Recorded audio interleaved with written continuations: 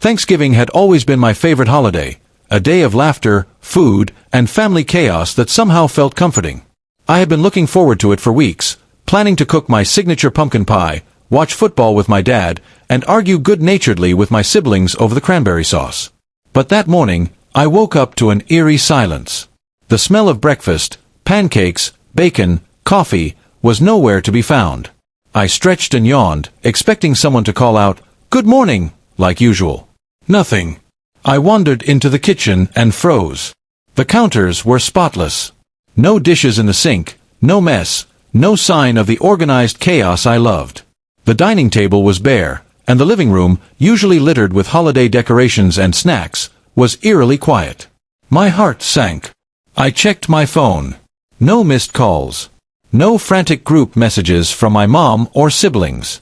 My stomach twisted. Something was wrong. Then I noticed the note on the fridge. My mom's handwriting, looping and precise, read, "Gone to Maui for the weekend.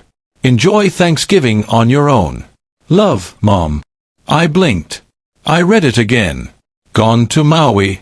Without me." I paced the kitchen, muttering to myself, "They can't be serious. They left me here." At first I was angry, furious even. Thanksgiving without my family. It felt like being stranded on a desert island, only colder and with fewer coconuts. I imagined my siblings laughing in the sun, my mom posting pictures of the waves while I stirred a lonely pot of mashed potatoes. But after the initial shock, something inside me shifted. Maybe it was the absurdity of the situation, maybe the stillness of the empty house, but I realized this could be an opportunity. I decided I wasn't going to let a deserted holiday ruin my day. I preheated the oven and started cooking. First came my pumpkin pie, golden, warm, and smelling like cinnamon and nostalgia. Then, I roasted a small turkey, mashed potatoes, stuffing, and even cranberry sauce. I set the table for one, lighting a few candles to make it feel festive. By the time I sat down to eat, something unexpected happened. I laughed. Out loud. Not the small chuckle I sometimes do, but a full, hearty laugh. I was alone, yes, but I was in control. I was celebrating the holiday in my own way. I poured myself a glass of cider, toasted the empty chairs around me, and dug in. The day passed with movies, music, and more food than one person probably needed.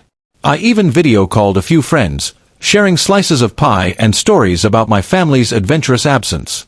By evening, I realized I had enjoyed myself more than I expected. When my family returned from Maui the next morning, their suitcases bursting with souvenirs and sunscreen, I greeted them calmly. "How was Maui?" I asked, smiling. Mom looked surprised. "It was amazing. But, how was Thanksgiving?" I smiled wider. "Thanksgiving. Perfect. I discovered I make a pretty good turkey too." They laughed, a little nervously, realizing I had managed on my own. That Thanksgiving, I learned something important. Family matters, but independence, the ability to enjoy life on your own terms, can be just as sweet. And as I sat there, pumpkin pie in hand, I realized that being left behind wasn't the end of the world. Sometimes, it's just the start of your own celebration.